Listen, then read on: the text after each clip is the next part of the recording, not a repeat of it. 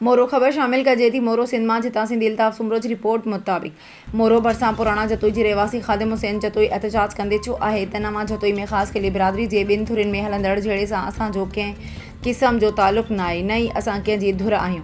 असां मथां बिला जवाज़ कूड़ी FIR दाख़िल कराए अॼु सुबुह मुख़्तलिफ़ थाणनि से पुलिस 14 खां 15 पुलिस गाॾियूं साण करे असांजे घर ते काह करे असांजे घर अंदरि दाख़िल थी चादर ऐं चौधीवारी जो तक़दुस पामाल कंदी घर अंदरि मौजूदु मुंहिंजे वालिद ऐं भाउ खे खंबे खणी विया आहिनि, जॾहिं त घर अंदरि पयल सोना ज़ेवर कैश रक़म चौपायो माल ॿकरियूं मेहूं ऐं ॿियो सामान खणी विया आहिनि, जॾहिं त घर अंदरि मौजूदु सोलर प्लेट पंखा ऐं ॿियनि सामान जी भञड़ा करे लखे रुपयनि जो नुक़सानु ॾिनो वियो आहे। असां कंहिं बे ॾोह में मुलविस न आहियूं, असांजो कंहिं सां को तालुक़ न आहे। मुतासिर धुर जे माण्हुनि IG सिंध पुलिस ऐं DIG शहीद बनज़ीराबाद समेत SSP नौशर अफरोज़ खे अपील कई आहे त मामले जो नोटिस वठी इंसाफ़ फराहम कयो वञे। मां पुराणे कोठे जो रहवासी आहियां, तो ई ख़ानदान ते तशद कयो थो वञे, हिरास ॾिनो थो वञे। एल ते बि पुलिस इहो दाबा ॾिए पई।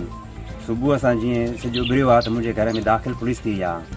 तक़रीबन 13-14 मोबाइलियूं हुयूं। मिठू थाणो, फरीद देरो ऐं मोरो दर्स पुलिस हुई कॉलोनी। इन में मुंहिंजे भाउ खे बख़्शल नाल खणी वई आहे, उनखे विड़िया आहिनि, तशद कयो अथऊं, उनखे कुटियो अथऊं। ऐं मुंहिंजो बाबा फ़कीर मोहम्मद जतोई उनखे बि विड़िया आहिनि। मुंहिंजे बाबा खे दिलि जो अटैक आहे ऐं 2 अटैक पहिला बि अथसि।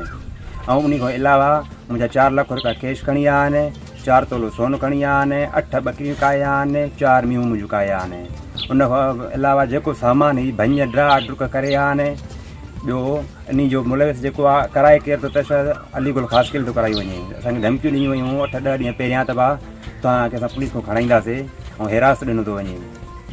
ऐं असांजे वसारनि खे अपील आहे त इहा असांजी मदद कनि ऐं असांजी हिफ़ाज़त कई वञे।